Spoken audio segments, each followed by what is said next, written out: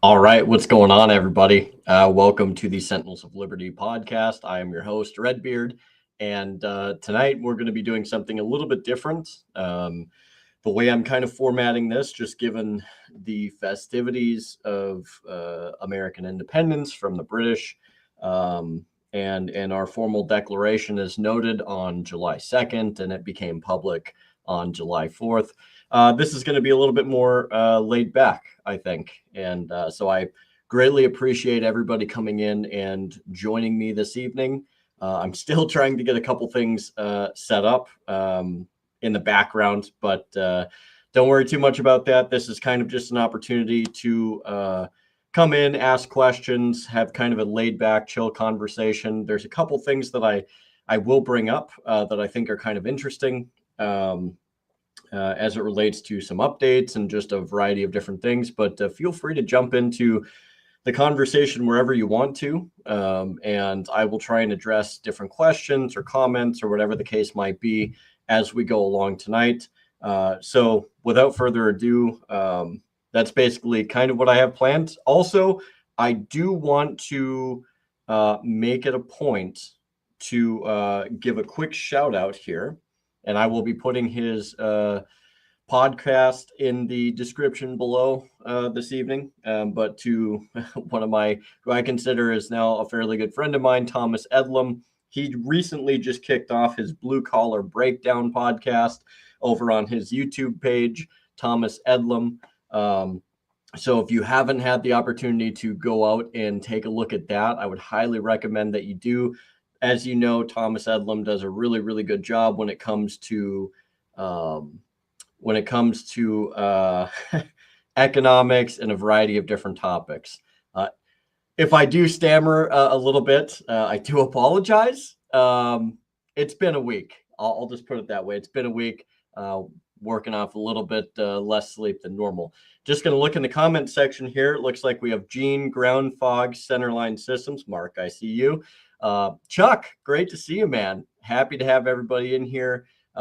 Really, really appreciate everybody stopping in tonight and, spending your time with me when you could be doing other things or watching other podcasts. I really, really do appreciate it. So, around this time, I think it's very important that we kind of take a moment of pause, if you will, to consider the weight and the consequences of our Declaration of Independence, why that was important. And I feel like a lot of people have a tendency to kind of gloss over it wasn't just simply over taxation. It wasn't just simply over the usurpation of rights or whatever the case was that happened at different points in time, but it was a culmination of 27 separate grievances that were impactfully discussed and even put forth to the king, and being like, hey, we want these things addressed, and they weren't addressed, and they weren't addressed in an appropriate manner to our founders. And they eventually were like, okay, well, we've had about enough of this. And in the end of the day, they signed that Declaration of Independence on July 2nd, and it became public on July 4th. And, the rest is history, as they say. And yeah, I mean, there's so many different grievances that are a part of it. The guns and ammunition confiscation was definitely a major part of that. I would say that, in the end of the day, when you had a variety of different events that took place leading up to that, the years leading up to that, it really just kind of became this powder keg. It was an almost undeniable powder keg that you really can't contain, right? It just ferments this level of just disdain, this level of anger, this level of overwhelming oppression. And I think that's something that, you can only really take so much of. And our founders wrote it down on paper. They made it legal, and they they put it into force, and boy, did they put it into force. They made sure that their positions were heard, and they made sure that their position was understood. So, this is a big week. It's not just simply a day. It's not just simply a couple of days. This is a big week for us as Americans. It has a lot of meaning, and what I would posit to every single person is with this week, and even going into what we have left of the weekend, I want you to really think about who it is that we want to be, and who it is we aspire to be, and what is it that we strive for. What are the things that we choose moving forward? What are the things that we want to see better? What are things that we want to see fixed? Because in the end of the day, like, if the founders understood one thing, it's that the people have the power. The people have the ability to create this change, to ferment this change, to be able to make the change happen. And it wasn't one man. It wasn't just a handful of people. Yes, we do elect representatives. Yes, we do elect people to go forth and to bring forth our concerns. But in the end of the day, all of the power is derived from the people. And and I think that's important, because we have to try and figure out where we're going here. We have to figure out what we're going to do. This whole notion that that one person's going to turn the tide, or if you just get the right person, and yeah, they might do some good, but in the end of the day, we are still the bulwark when it comes to liberty. We are still the bulwark to preserving our republic. We are the ones that we will either support this thing, or we will allow it to die. And we can't ever forget, what Franklin said, a republic, if we can keep it, not if the president can keep it, not if Congress can keep it, not if your elected representatives in whatever capacity can keep it. It's incumbent upon us. And so we have to drive that home. We have to figure out where that destination is, and we have to be very prudent in how we go about addressing these things, and how we go about dealing with these intrusions upon our liberty, these usurpations of our liberty and our rights.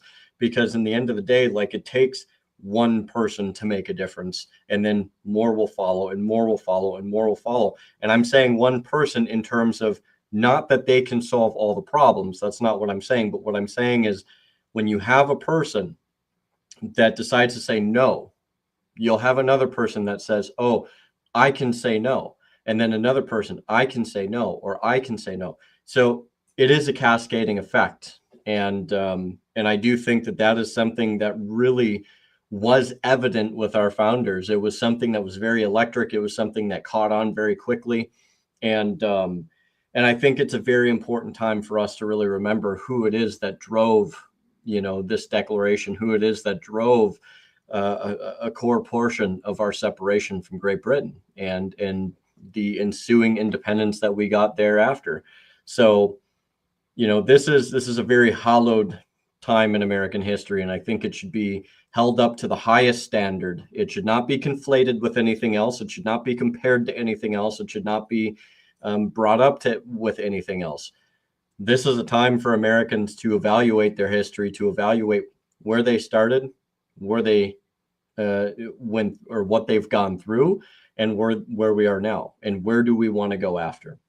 I think that's very important. So that's kind of like my getting out of the way, I guess, introduction for why Independence Day and why Independence Week, if you will, is so important, because it took people giving up everything, really, to try and get everything in return, and everything being in their eyes a more perfect union, not a perfect union, a more perfect union, to have a nation to where people's liberties and rights were acknowledged and understood and respected and defended. And the ability for a person to be able to go forth and to live their life in the best way that they possibly can, without having to worry about the overbearing, oppressing ire, if you will, of government. And I would say that we're not doing super great, and it doesn't really. It's one of those things to where, a lot of people don't really like when this is brought up, because a lot of people are like, oh, well, you're too principled. You're too stuck on your principles. You're too stuck in your ways. And, I think the problem is more or less that we don't have enough principles. And when those principles are challenged, if somebody claims to have those principles, they're easily folded. They're easily folded because they got a nice paycheck, because they were leveraged, because they, for whatever reason, they were able to sacrifice those principles. And so what we have is a skeleton, Congress, essentially, that has no meat on their bones. They have no balls. They have no gumption. They have no ability. And I would argue the same thing is like we have a hollowed out presidency. And it's not just a Trump thing. We've had it for a long time. And,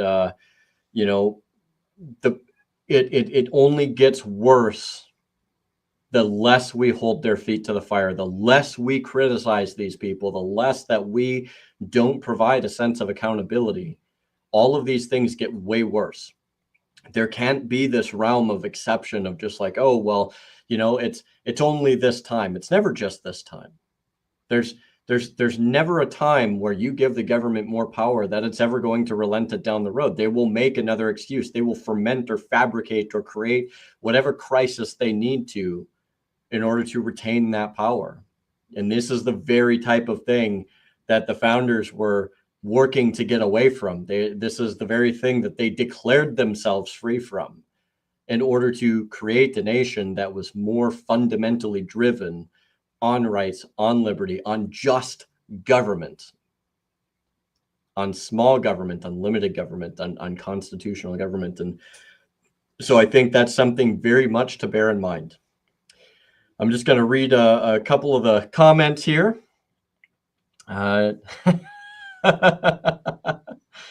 Oh boy.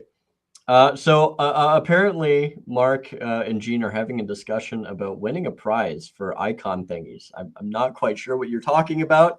But if there is a prize, let me know, because I'll take one. I don't know if it works that way, but I'll take one, I guess. I buy those and give them to you. Yeah, well, oh boy, I guess I'm more of like the thing to where it's like, well, maybe we'll figure out some type of a giveaway down the road. We'll see what happens. We'll see what happens. Either way, it's great to have everybody. I know there's a couple updates that I wanted to hit on. There's a couple that I've gotten from, well, first off, let me do the ones. So I have a couple Russia-Ukraine updates. There's some pretty interesting footage that I was able to find. It was quite a banger. It's probably one of the bigger explosions I've seen. It was in Zhytomyr, Ukraine. And if you haven't seen this yet, this is from the Russians with Attitude Telegram channel. They provide updates along with DPA, Defense Politics Asia, and they do have some relatively decent.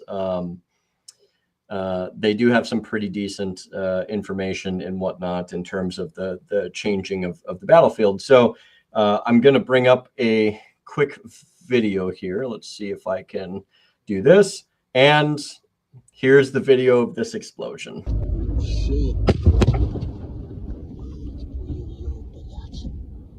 That's a banger. That is a banger, dude. I don't care what anybody says. Supposedly, this explosion was the result of a either like a rocket or a high explosive artillery piece hitting a munitions depot. I'm not sure exactly which one it is, but it was supposedly a strike on a munitions depot, and it is probably one of the more impressive explosions I've seen during the Russia-Ukraine conflict, outside of like the thermobarics. The thermobarics are pretty freaking wild if you haven't seen them. It's a positive step to remove illegals that are our congressional seats. Yeah, and I don't disagree with that, Paul. Matter of fact, I'll put this up. Um, I think the biggest issue though is it's not simply just a matter of removing them. It's it's kind of a work in futility if you're not completely cutting out any of the benefits and any of the um, incentives to be here. So some of them have already removed themselves. Some of them have left on their own accord. ICE has certainly gone through and they've deported some. But I think if we want anything to actually stick, you have to take those incentives away. It's not, it's you're bound to get these people to come back, and what that's going to look like in the next couple of years, that I'm not sure. But I don't disagree with the fact that there is a change. There definitely has been a change when you consider the impact that illegal immigration has had, and I do think to some degree that's very much a state issue, though, in terms of what they're allowed to do in those states. And so I think the people of their respective states also have to consider too, what is it that we're going to do to allow them to exist here? What is it, what is the extent that they're even allowed to exist in that place at all? But furthermore, in the apparatus of voting, the apparatus of like welfare and free schooling, free housing, free vehicles, free medical, whatever the case is, like all of these things definitely come down to incentives. And so it's one of those things to where um, I do think like the border is a very complex issue, especially when it comes to immigration.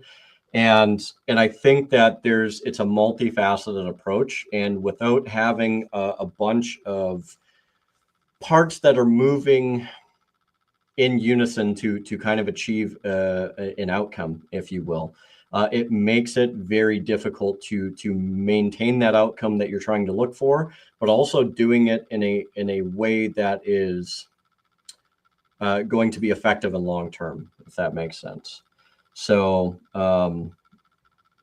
yeah. So I mean, yeah, it's one of those things to where it's like we really have to iron out a lot of these issues. Um, and I think when you start to do that, you'll also actually start to see the budget kind of do a thing. I don't want to say that it's going to fix the budget because I mean we're so far down the river at that point. The only way that's going to happen is realistically either getting rid of the Fed or not doing the thing that just happened recently, which is passing another. Basically, what it is it's an omnibus that was basically dressed up to be more than what it actually was. And I'm talking about the big beautiful bill. And if you want a more concise and specific breakdown, definitely check out what Thomas Edlam has to say on that, because he does a fantastic job of breaking that down and really divvying out a lot of the particulars when it comes to the big beautiful bill and a lot of the things that are associated with that. So but no, I definitely understand that, and I get where you're coming from as well. So great point of conversation, Paul. So uh, the so I kind of showed the video of that munition explosion. I thought it was very interesting. That was quite a drop and quite a significant one. And the reason I bring that up is because I don't know if you guys had seen anything on it, but recently Kiev had just undergone probably one of the biggest barrages that they've experienced thus far. Russia did a pretty heavy-handed attack on Kiev, and as you can see, it was with 550 drones and missiles. They targeted various military targets. They went after some higher-ranking buildings as it pertains to the military and the civilian infrastructure, if you will. And they were attempting to work and to try and really go after some of these areas that are very significant to the maintenance of the Ukrainian military. So, yeah, Kiev got rocked. They got rocked by probably one of the most significant, I would say, attacks, with drones and missiles to date. And I think it's something worthy of noting. Another one that I have, I'm going to see, give me 1 second here. Whoops, that's not what I wanted to do. I'm just going to see if I can find it. Okay, so I'm going to download this here real quick, and I am going to pop back over here. And there's one other there's one other thing that I thought was very interesting. And those of you who have followed the war between Russia and Ukraine may know who this guy is. The guy's name is Kirill Budanov. He is basically the head spy chief, and he had made kind of a very interesting admission recently, to where for the first time he said that Ukraine cannot win on the ground. They can't win on the battlefield. They have to really look at negotiations, diplomacy, and have to change their strategy. Any of you who know who Kirill Budanov is knows that probably took a lot of reality check for him to get to, because the man is a hawk. He is very very set in stone in terms of where his beliefs are and where he is at in his position. He's the same guy who, if I remember correctly, used to tout the idea that he had lists and certain Americans were on those lists that they had compiled. This is a man who really did not hide the fact that he did some pretty crazy shit that I think was fairly beyond questionable. So to have this guy that's now kind of coming around to the idea that maybe this is a time that we have to really consider negotiations. It's very interesting. So, and let's see here. Yeah, so as far as this, I follow a lot of different channels that have different points of view, different updates. This is the first I've heard of this. I've not heard of any of it. It would be very interesting for them to decide to use it at this point when they're gaining so much ground. They are, in many cases, taking ground practically unopposed. And I say practically unopposed because I'm not saying entirely unopposed. That would not be accurate. But it would be a very interesting choice for them to make if that were the case. And I haven't seen anything to substantiate that. And then Mark also puts down per Kiev. So I don't know. I would have to wait to see if there's any more that actually comes out to verify that. Usually what I do when I go through different pieces of information is I'll usually sit on it for a while, and I might be a little late to the party, but I like to kind of sit on it for a while. So that way I can kind of see if there's a pattern, if there's some type of consistency with the information. That's what I try to do. And so that way it provides a little bit more of an accurate picture, if that makes any sense. So I try to be as careful as I can. Doesn't mean I get everything right. No, it doesn't. But I try to be as accurate as I can.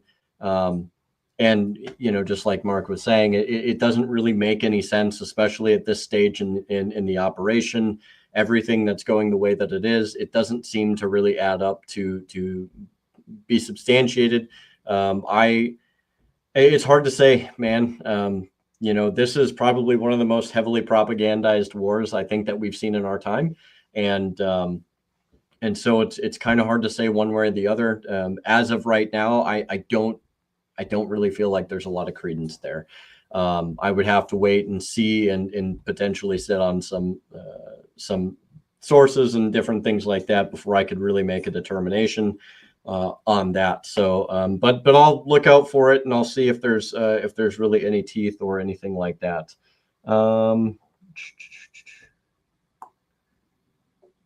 Okay, so I might have something that I can download and cook here. Oh, and by the way, thank you, Mark. I appreciate you sending this my way. I'll try and get it integrated when I can. Yeah, so Chuck, you bring up a really, really good point. That I have heard, and I've heard that I have heard that like 3 times now, and I've seen a couple different reports on that. It seems to have some consistency to be relatively valid. Again, I always walk with some trepidation, but I think when you also look at the manpower shortages, when you look at how their defensive lines are, when you look at everything that's kind of culminating right now on the front lines, and I'll get a little bit more descriptive about this here in a minute. It does really seem like there's some veracity to those reports, and if that is the case, I mean, my goodness, I mean that is a situation of all situations. I really don't know what more I could say about that. It becomes a very, very tumultuous situations. Yeah, it's just crazy. And I'll bring this up here too. They're not in the big city or the heavy fighting areas. This is true. But I would say also it's good to understand that even like a year ago, maybe a year and a half ago, even when you were away from some of the heavier fighting areas, you still saw more of a presence, even in some of the areas that were more lulled. You didn't see a spread like that as significant when it came to the manpower issue, when it came to the way that they were establishing their defenses.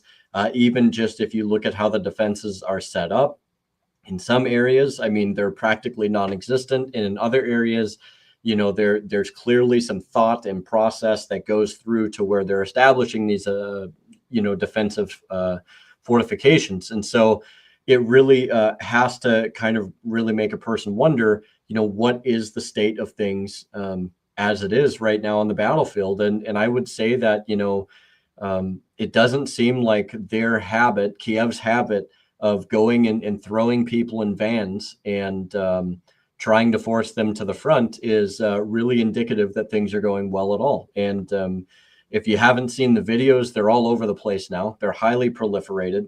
Some people will say like, it's just Russian propaganda or whatever the case is. But in the end of the day, like, it's when you look at the actual video and you see the people there and you realize that that's somebody's mom who's basically filming this, and you look at the uniforms and you look at all of the other things, and I had the opportunity a while back to talk to somebody who was from Odessa, and it is definitely something that's happening. And not only that, the other thing that they're not telling you about is the fact that there is I have to be careful with how I say this, but there is almost like a faux or like a light insurgency that's occurring against these press gangs, these people that are throwing Ukrainians into the back of these trucks. I mean, you've had it all the way up to people assassinating these officers. You've had people firebombing the quote unquote recruitment sites. You've had people blowing up their vehicles. There was just something not long ago to where you had a couple reports, and there's a couple of videos that just came out to where people had put improvised explosive devices on mopeds, waiting for these, these press officers, if you will, to come by and move the mopeds or do whatever, and they would just blow them up, and then they're gone. So this idea that all this entirety of Ukraine is somehow just standing behind Kiev at this point is also just not a consistent narrative. But then on the other hand, you also have another situation to where you do have people that very much are still completely behind Kiev. You still have a situation to where a lot of these people have not been directly affected. They don't know, maybe they do know, but they're not affected enough to where it's going to change their opinion, or they're just so high in their power structure that they really aren't going to be touched unless you drop something on the building they're in. It's really an unfortunate situation. And having talked to people from different areas within Ukraine, and even some people that I've talked to on the border, who've lived on the border of Russia and whatnot, it's interesting when you can hear from people the experiences that they've had and the things that they have to say, and how that tends to corroborate at times with different portions of reporting and the stories and all of that. So there's a lot that still is not being put out there. And I still think that we're seeing a very a fairly heavily censored disposition on this. And it's becoming less and less, I think, by the day, because all of the things that they've been trying to hide for so long, it's just becoming so much that you really just can't hide it much longer, if that makes sense. There's just too many people taking videos. There's too many people that are coming out and saying that this is not the case. And so I think it's worth taking some pause, really evaluating and looking at all of these different things, and trying to put the pieces of the puzzle together the best that we can. And so again, I try to sit on information before I provide it, so that way I can at least provide as accurate of a picture that I can for you guys. There is also one other thing that I want to bring up here real quick. You'll have to forgive me for looking away from the camera just a moment. Let's see here. So this is courtesy of Defense Politics Asia. There was a report, a frontline report in terms of advancements. I believe this was as of July 5th. So that would be today. This is current today.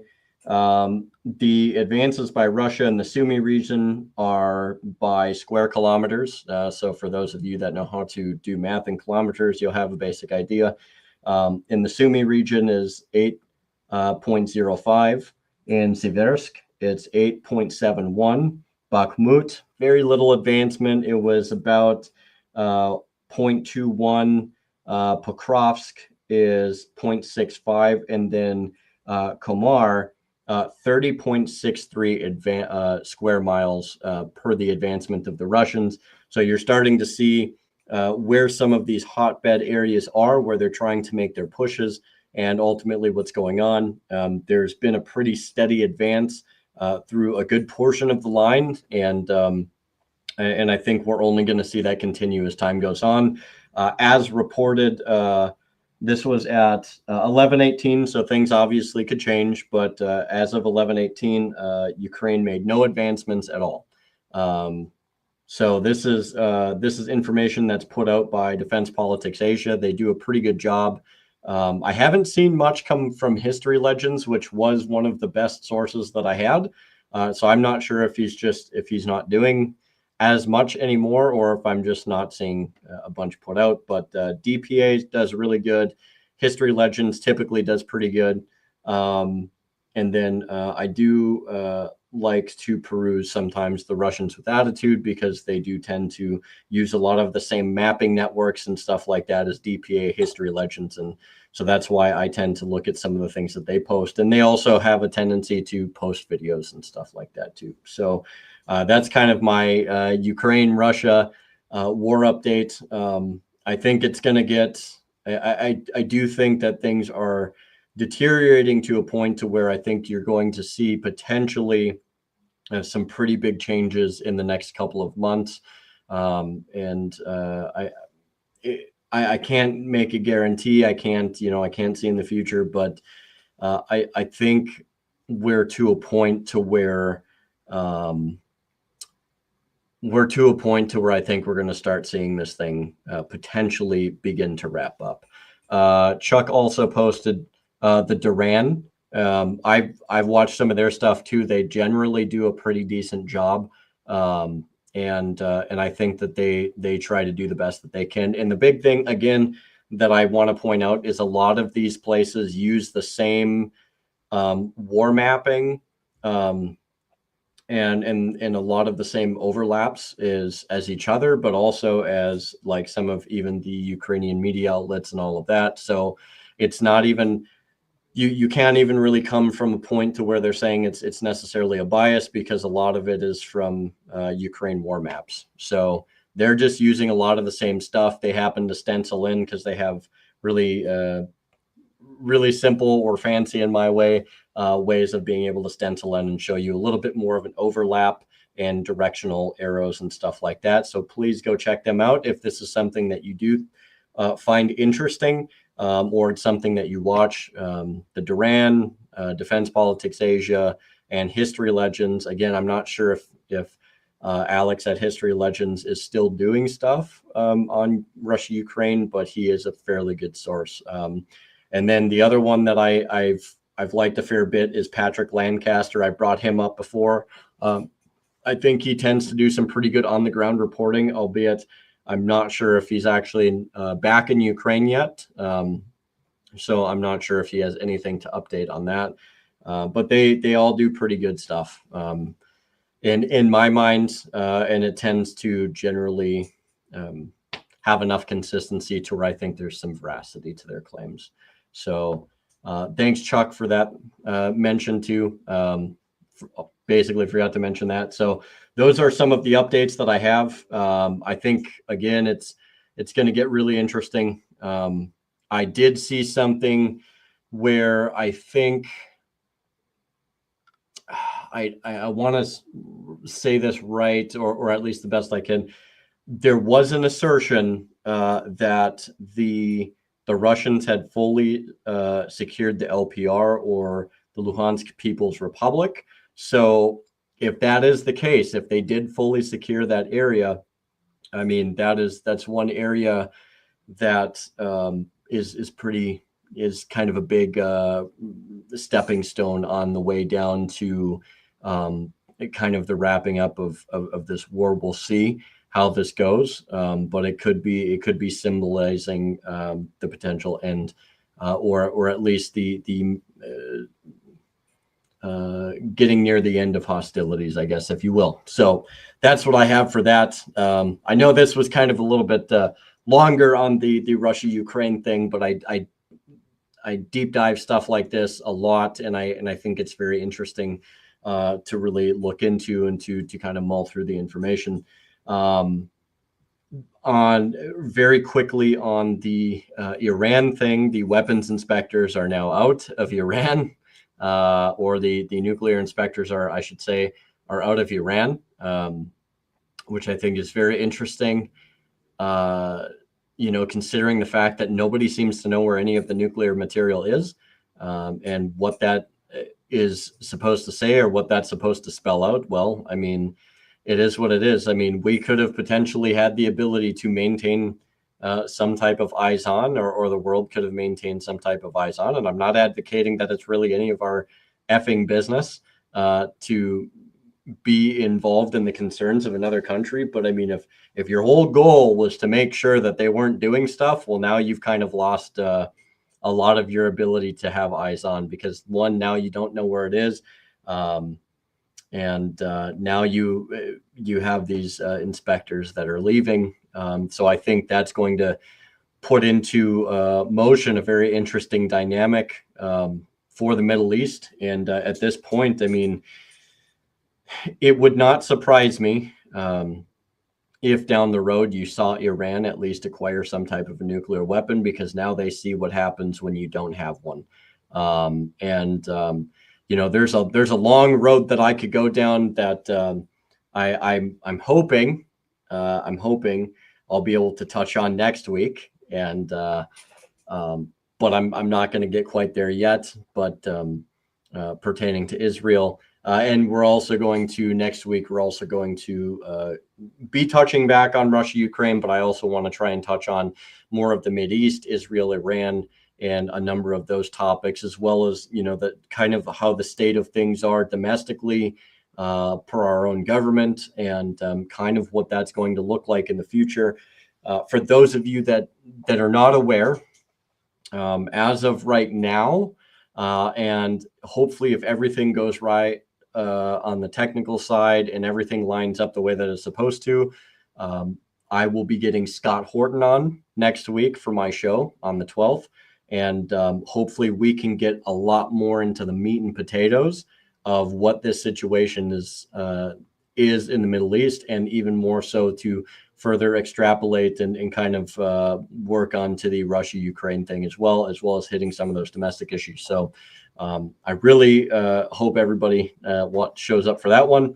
It should be a good one if everything works out and we can make this work. So I do have a confirmation, but technical things can always happen. And so I'm going to do the very best that I can to make sure that it goes off without a hitch. So with that being said, I'm trying to think, I'm still working on trying to get the legislation thing sussed out. It's taking a little bit of time, but people also have, they have their own lives. They got families and stuff like that. So like I said, I will try and do the best that I can to let you know when that's all done. I think I want to say the presentation is pretty close to done, but I'm not entirely sure how close it really is to being done. I know when I had talked to the person I'm going to have on, they had mentioned that it was fairly close, but I will be talking with them soon here and seeing how that's all going to end up. And then I will be able to give kind of an update. And I really do apologize that I haven't had the ability lately to update the best that I can. It's been crazy. It's really been crazy. And sometimes I just, I straight up forget. So, so you'll have that on those big jobs. And if you know, Gene from across the pond, thank you. And yes, I will be there. Gene, I know that I can always count on you, man. I really appreciate you coming in, and you, it seems like no matter what podcast you're on that I see you on, whether it's mine or it's over with Mark or wherever, you really are a breath of fresh air. So I appreciate you, Gene. Yeah, so there's a couple things that I, slowly but surely I'm trying to work on. I'm trying to flesh out a little bit more of like the presentation skills. And I guess we can get kind of into like the roadmap here of where I want to take this. And it's more of a laid back episode. Eventually what I would like to do is I am going to try and look for a co-host.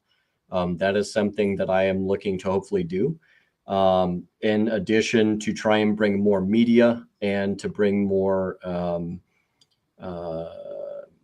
I guess, resources to boot with each of my episodes. It's something I'm going to be working on over like the next month or two, hopefully to try and have something that's a little bit more flashy, a little bit more appealing, but is going to add and not necessarily detract.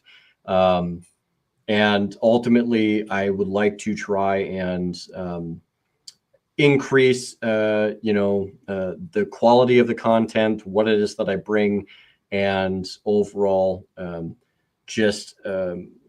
I guess presentation wise be able to flesh that out a little bit more. So any and all feedback is also great. I'm not gonna crap on any feedback or criticism. So you guys who watch it all the time, really appreciate you watching. But if there's some feedback or anything you want to give, I will definitely take it into consideration and try and evaluate that and see if there's something I can improve or whatever the case is. Because I'm always trying to improve and do better and move forward. So I do have somewhat of a roadmap in my head as to where I would like to go with this and how I would like to expand it slowly but surely. But it's just going to take a little bit of time. So yeah, so that all being said, I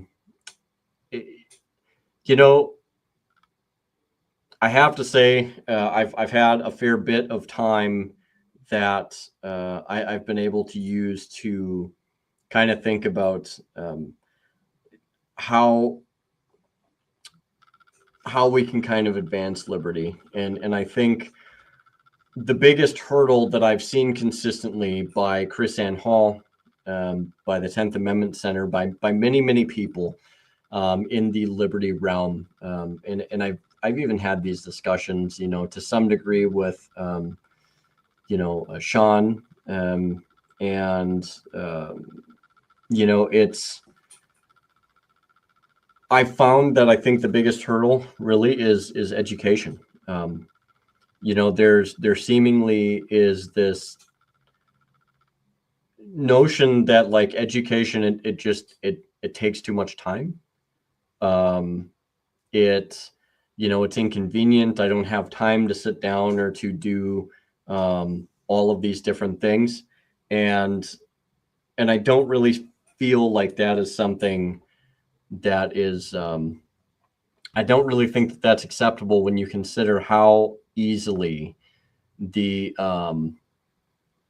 how easily it is, or how easy it is, I should say, to go on, use your phone to open up different resources. There's so many other things that are available now, so many tools.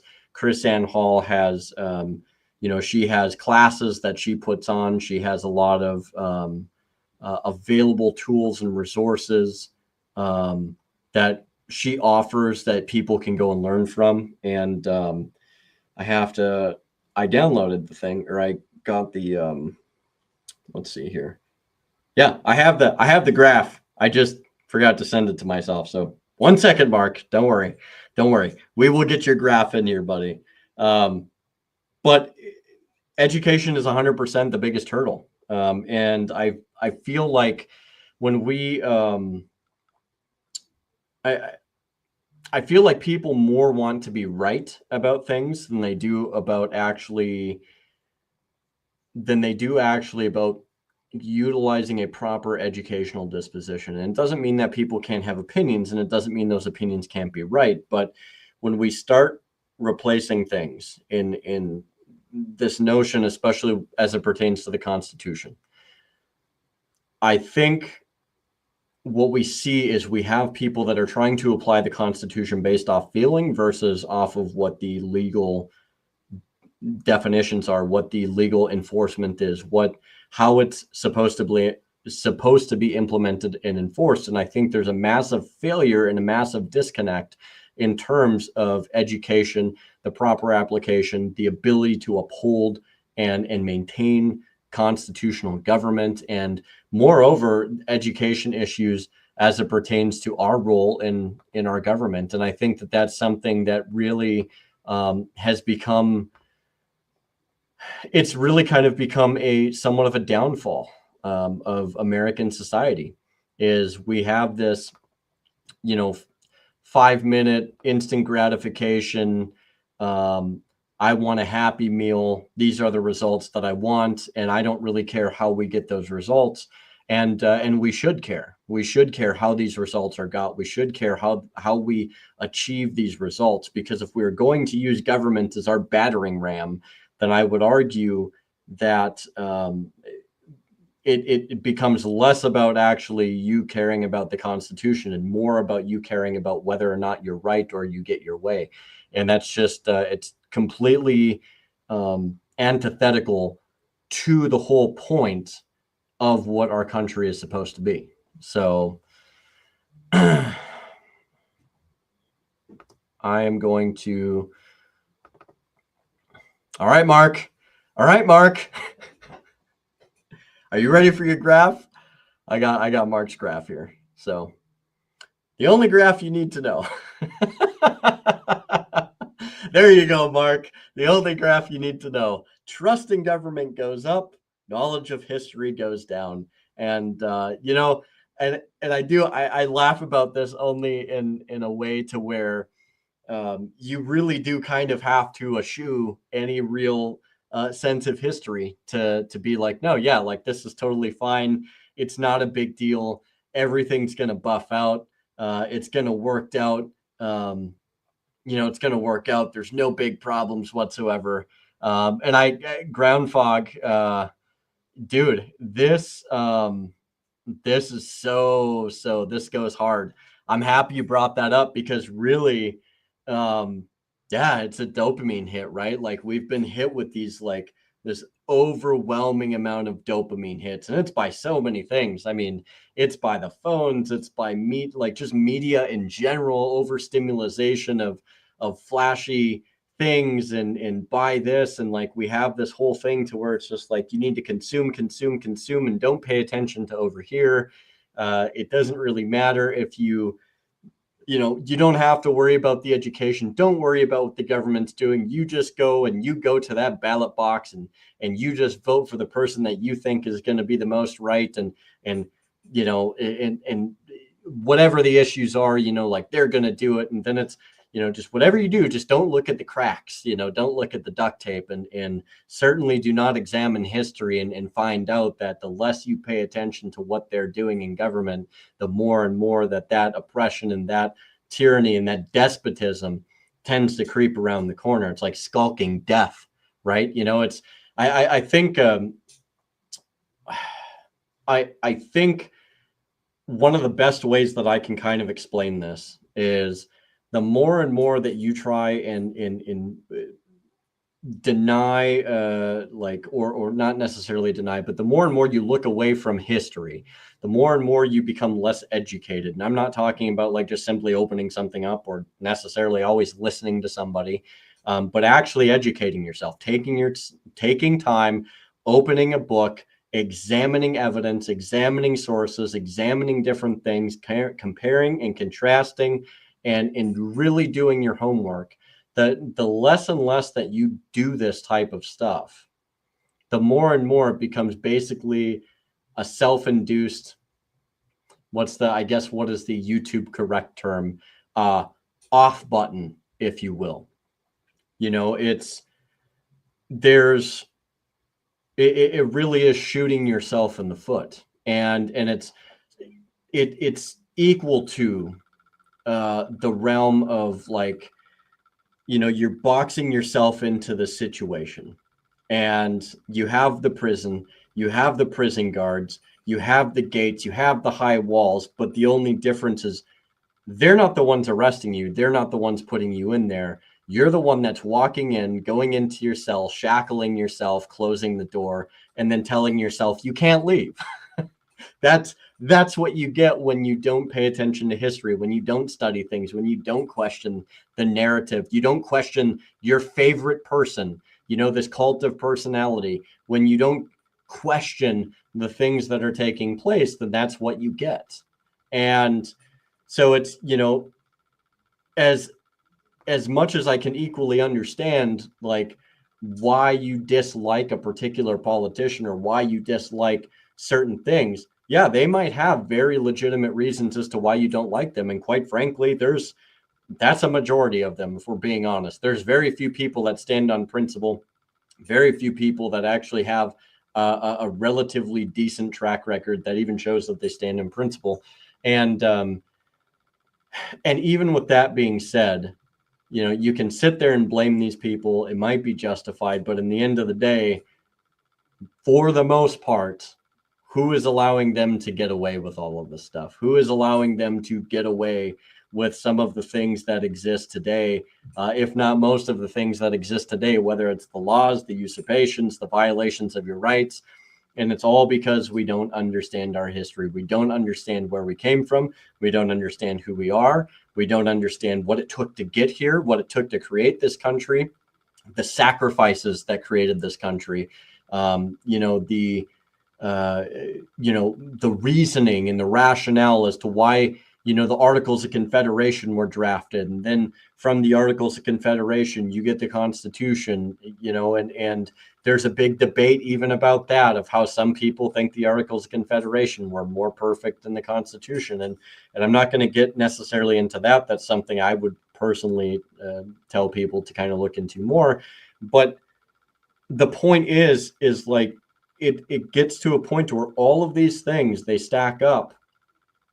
And many of these things are allowances. Like, we have allowed so many degrees, many of these things. That doesn't mean that you don't have tyrants, though. It doesn't mean you don't have despots that don't come in and just usurp it no matter what. You definitely do.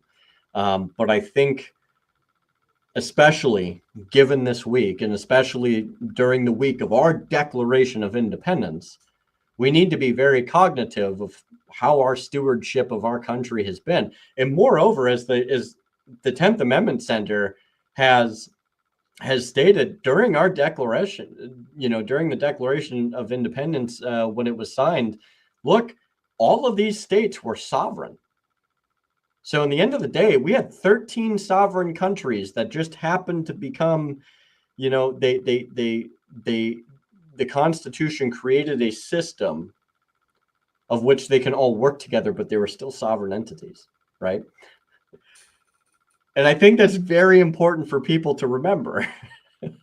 It's very important for people to remember. So, I mean, if you really want to look farther down that rabbit hole, which I would definitely tell people to do, I mean, look, if you can't change the federal system as effectively, then you need to start changing your states, because in the end of the day, the local community and the states are where the real battles really reside. And if you can get your state to a point to where it functions even at a basic constitutional level, to a point to where it can stand on its own, well, you have created one of the single greatest bulwarks to federal intrusion that you've ever seen in your entire life. And that goes without saying, because of how we are, because of how we were founded, and because of the document that we have, and the structure of power that we have. And I'll tell you what that structure is. And I've said this numerous times. It starts with the people. The people created the states. The states created the Constitution. The Constitution created the federal government. Where is the power? The power comes from the people. So it's one of those things that we really fundamentally have to understand where our role is in this. And our role is very significant. So I'm going to read a couple things here real quick. I just had a couple that popped in. I'm going to take a look here.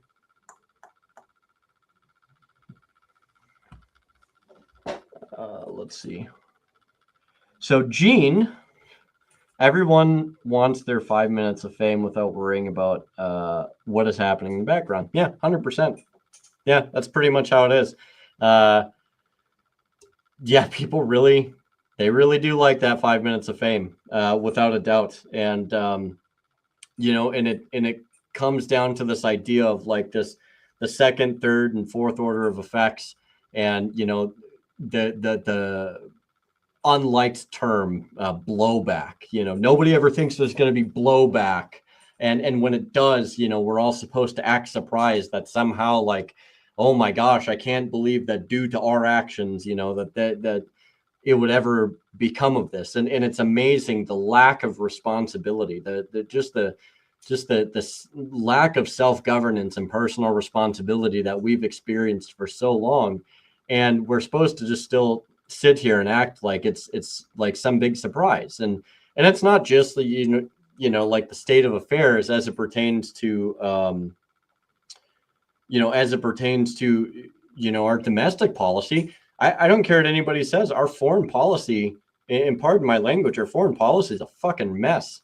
And anybody that doesn't think that that's the case, I mean, I don't know what you're looking at, but I mean, show me the last time we were diplomatic. Show me the last time that we've genuinely been diplomatic, that we haven't fucked somebody over, that we haven't lied, that we have been truthful in anything that we've said whatsoever. And look, I get it. Like, there's deception is part of it, but there's also somewhat of a difference between deception and just blatantly lying about something.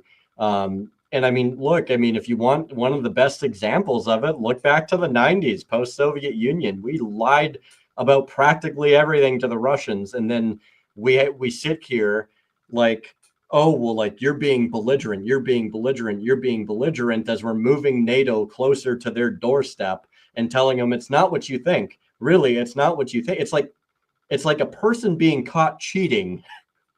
And then they're just like, it's not what you think. Like, I wasn't cheating on you. I was just having the plumber over to fix the pipes. It's like, okay, Jan, like, he fixed somebody's pipes, and it sure as hell wasn't the kitchen sink. Okay. Like at some point, like we've got to be completely honest about this. The foreign policy is a fucking mess. The domestic policy is a mess, and in the end of the day, like we've really got to just swallow that pill to the point to where it's like, yeah, I don't know how else to explain it. Yeah, it's crazy, dude. Like I I digress, like I get kind of worked up about this, but it's amazing how much delusion you really have to live in to just like totally ignore any of the different things that are going on, and then just to act like we haven't just the general lack of responsibility is astonishing. It's just like, or this recognition or lack of recognition, like, oh, like this wasn't our fault, although clearly like we were the ones there. But Sean, I appreciate you stopping in, brother. I'm sure you've probably been here for a hot minute, but I really appreciate you coming in. And you're not wrong, man. Like in the future, everyone will be world famous for 15 minutes. And I mean, how true is that? How true is that? It's and it's amazing what people will do for that fame, what they'll do for that grift, what they'll do just to try and get people to like them and to support them and to support even their bad ideas or to support, some of their good ideas, because it's not all bad. And it's you know, I mean, there's as with anything, it's like that 15 minutes can be the most impactful 15 minutes that we've seen to some degree, right? Like it can be used for good or for ill. And unfortunately, like I think at the current juncture, we do kind of get the situation to where right now it's impacting things in a fairly substantially negative way. That does not mean, though, that there haven't been situations where it's been very positive, and it doesn't mean that there hasn't been, that sputtering, screaming, wily 15 minutes hasn't brought to light some very, very important things. It very much has, but we have become a 15-minute society. We have become a society to where, we watch that 5 second or that that 1 minute, video or short or TikTok or whatever the case is. And like, that's just it. And then, we could just go on our happy ways. And part of that also culminates into this realm of education. It's like if your education is only 5 seconds of something necessarily, not saying it's all bad, but if that's the only source you're going to go by and you're not even going to compare and contrast it or check it against anything else, I don't know what to tell you, man. I mean, it's just a recipe for disaster. So, let's see. I'm doing so mandating that no one is famous. Yeah, that's a great point. That's a great point, dude. Yeah, I mean, if we're all famous, I mean, it kind of takes away the uniqueness and the luster of anything, and it kind of really takes away any significance of a voice that may actually have some type of power or push or anything like that. I mean, if everybody's famous for the most whimsical reasons and there's no real merit to why it is that they've become famous, then yeah, it really kind of negates any potential like actual story or point or action that could take place. And you just chalk it up to all of the different things that have become so blown out of proportion, and it's just one more drop in the bucket as to as to the reality of how things are. So I like that. Mark, you and Sean really came in hot and heavy with that one, so I really appreciate that. Do what we want to be infamous for other reasons. Dude, you guys are killing it in the comments. Yeah, I mean, look at how many people just go out and do things and just for like the 15 minutes of fame, just for the the 10 seconds, that they get of exposure, and look at where that's led us. And I think that type of society, not just unique to the United States, but in so many other places, we have a situation to where these are some of the people we're electing. These are the people that we're putting in offices. These are the people that are supposed to represent us. And they're absolute buffoons. I mean, these are literally the lowest common denominators where we used to have a standard. We used to have a standard, a hard standard as to what was acceptable. And we've gotten to this point to where it's just like, oh, somebody said something really good once. Well, I mean, I'm here to tell you, like, if recent times haven't told you how much BS that is, I mean, I wouldn't just take anything that anybody says as gospel anymore, especially not in a general sense. And so it's crazy, man. I mean, we've got to do better, and that's what I'm saying, man. Is like we've really got to make a more concerted effort. Like, where do we want to be? Because in the end of the day, like, we're putting up shit candidates. We are putting up people that are just not worthy of a vote, and because they say the right things or they say the perfect thing or whatever the case is, it's for whatever reason pulls the vote, and it's like that's not that's not enough. But I will agree, like, when Sean and I did an episode that I think was it the last episode?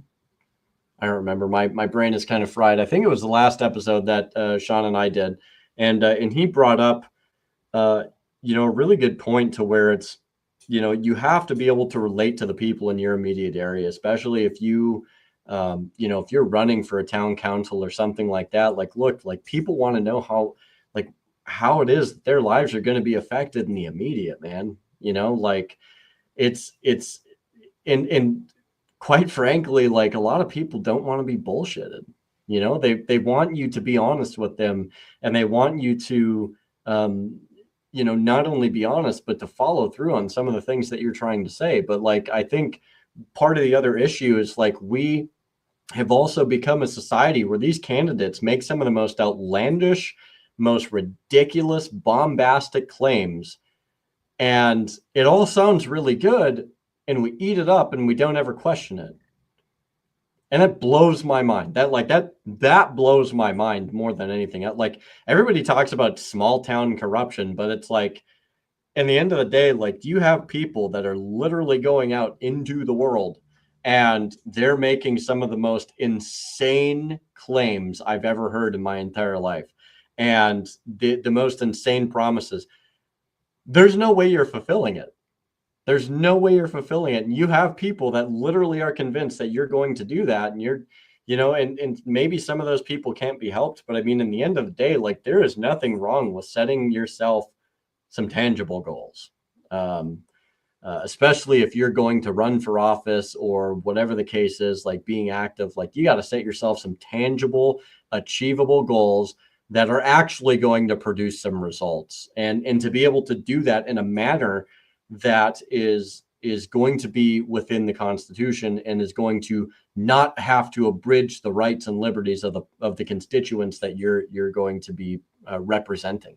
And the more bombastic it is, the more the chance is potentially that you're going to eventually have to abridge those rights and liberties. I mean, there's simply just no way that you can make an overly ridiculous promise without having to,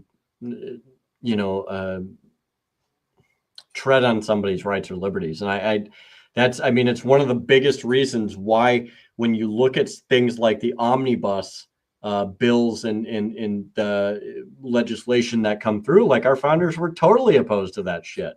They didn't want 16 different bills wrapped into one situation because it was ridiculous. It became less about actually doing the thing that's right by the people, and it became more about a self-serving government. And there's so many areas that I could go with this conversation, and I could go till I'm blue in the face. But I think you guys have, at this point, you have a pretty well-established idea of where I'm going with it. There's a lot to think about. And, I would just implore that, for as important as the Declaration of Independence is, and for how significant July 2nd is, for how significant July 4th is for us, and I would argue that this week for us as Americans is significant in its own right, not just by a single day. But I also want to say that significance carries through with each and every day. And we are the standard bearers of the significance of that separation. The onus is on us. Like, we have to hold the standard, especially if our representatives are not going to hold that standard. We must hold that standard and not just conform to the easiest thing, to the simplest thing, to the most convenient thing. We have got to make that decision. How are we going to move forward? And I know I've said this a number of times tonight, but how are we going to move forward? What is it that we're planning to do? Because it goes beyond the realm of conversation. It goes beyond the realm of throwing ideas around. We need to start putting action to these ideas, and we have to maintain that standard. If we truly believe in the principles that our founders expressed for the Declaration of Independence, and then later on in the Constitution, then we need to be a living embodiment of those standards. We've got to be a bulwark against all that comes against us and all that would seek to usurp us and oppress us and take everything it is that we have. Because in the end of the day, like, men are corruptible, and you can elect the best, most well-intentioned person in the world, but they are susceptible to corruption. I don't care what anybody says.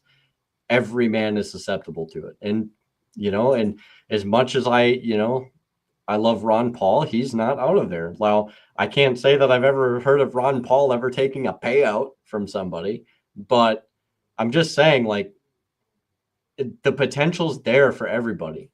And so we have to be the stewards of this country. We have to be the stewards of our states, more importantly, and of our communities and of our homes.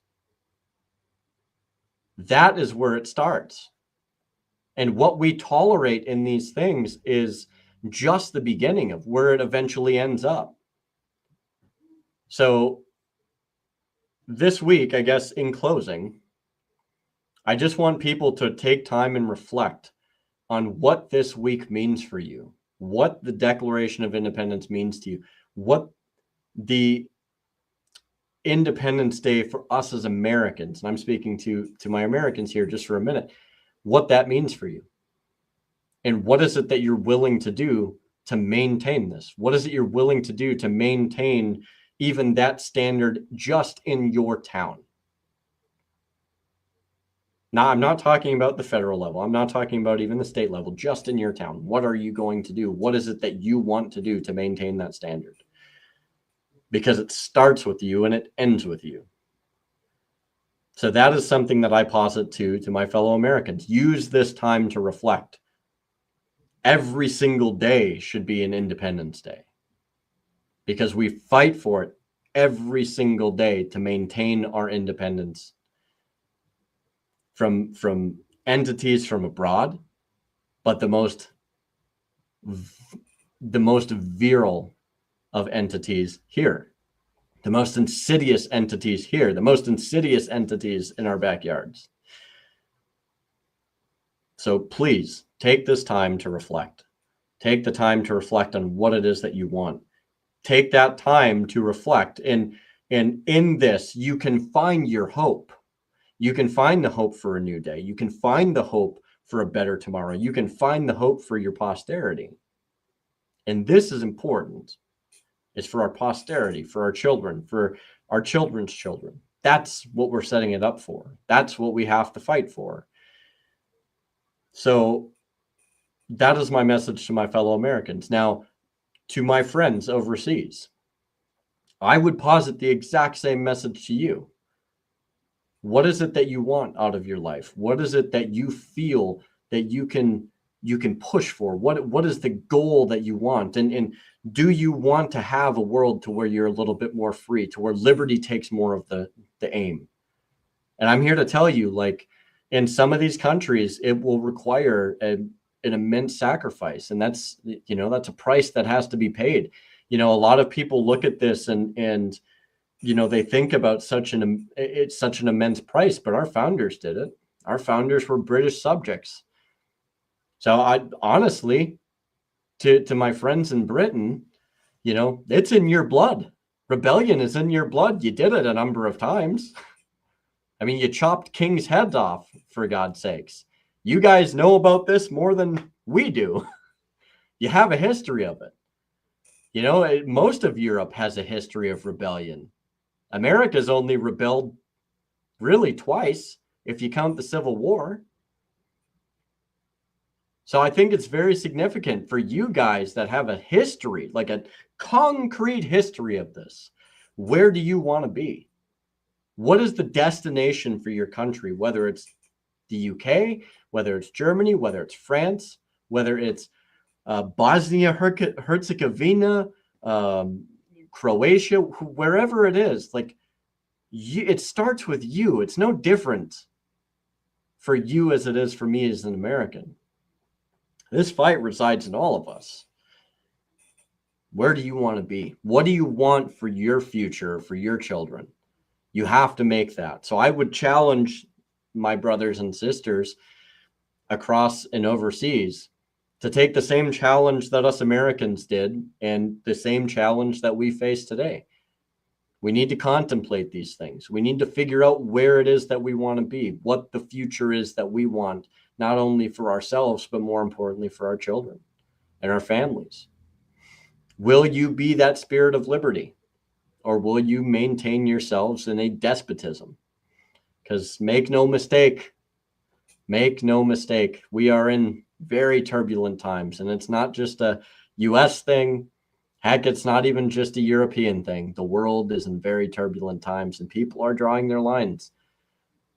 They're figuring out themselves again. And we've gone through this time in history numerous times where people are finding themselves again to where they're establishing who they are.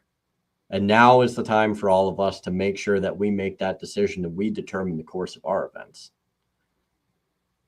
So that's all I have to say for tonight. I'm going to go through a couple more of the comments here, and then I will close it out here in a moment. So I think we learned to bend the knee other than set the gallows high. One, safety, love, peace. Gene, well said. Well said, Gene. I will say, you definitely have a way of words, and you're probably one of my favorite people from the UK. I have a buddy of mine who's from Plymouth, and he's one of the most amazing people in the world. And it's amazing because you and him aren't so indifferent, and and I've met some other Brits and other people from the UK, from Ireland, Scotland, and so many other places. And, the fire that some of these people have in their bellies and in their hearts, you can tell. And the only thing I can say, man, is find more people like it. Really. I mean, I know it's not easy, but you guys are out there. You guys 100% are out there in the UK, and they're everywhere. In each country, man, they're there. You got to find them. You got to seek them out. You got to meet these people and have those meaningful conversations. And you know what? I mean, I'm not saying, but I'm just saying, back in the day, the founders had to do their own little speakeasy tradition under, the floorboards of the taverns and whatnot. Right. So if that's what it takes for you guys to find a better future, man, you guys do you. And you take this future back for your children. You take this future back for your future posterity, because they're counting on you. They're counting on you to be strong, and they're counting on you to not give up. So, and it's God bless you, Gene. God bless you. And same with every single one of you guys and gals. I really appreciate everybody stopping in for the message this evening. It's a little bit more laid back. I didn't really have a particular direction I wanted to go, but I hope the message rings true.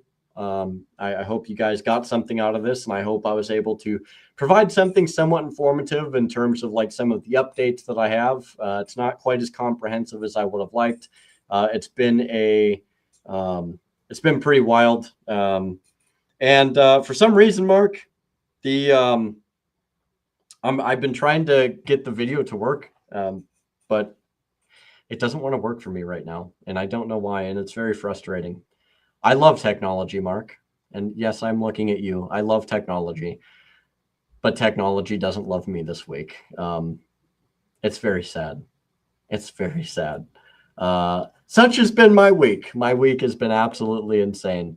But I will work on that, and I will do better at that. And don't worry, Mark. I will save that video, and I will whip that video out when you least expect it. Don't you worry. I will save that video just for you, and you'll not know when I'm about to plug that sucker in. But thank you, everybody. Really, I do appreciate it. I really appreciate all of the support, everybody coming by, spending some time with me tonight, and really airing your questions, your comments, your concerns, all of the different things in chat, and really go support the wonderful people at the American Liberty Caucus. For those of you who don't know, I am the state representative for Minnesota. So any of my Minnesota peeps who want to lend a helping hand and try and get more things moving a little bit more efficiently here in Minnesota, please let me know, and let's try and get together and let's work and make things happen. I'm just one guy, and one guy can do a lot, but it certainly helps with friends. And on that, also, I just want to give Thomas Edlum one more shout out. He's such a good dude. You guys know who Thomas is. He's been on here a number of times, and I'm looking to have him back again soon. Please go support Thomas on his YouTube channel. The Blue Collar Breakdown. He does such good work. I really, really enjoy listening to all the things that he has to say, and he's really just a wealth of knowledge. So go look him up on Thomas Edlum on YouTube, and you'll be able to find all of his Blue Collar Breakdown videos to date. He streams, I believe, every Wednesday. I don't remember the time, but when I go to plug it in the description below, I will have the time set up for you guys. So thank you again for coming on. And really, really appreciate you guys. Go with liberty, carry that torch, set up that future for our posterity, because they're counting on you. Good night, and God bless.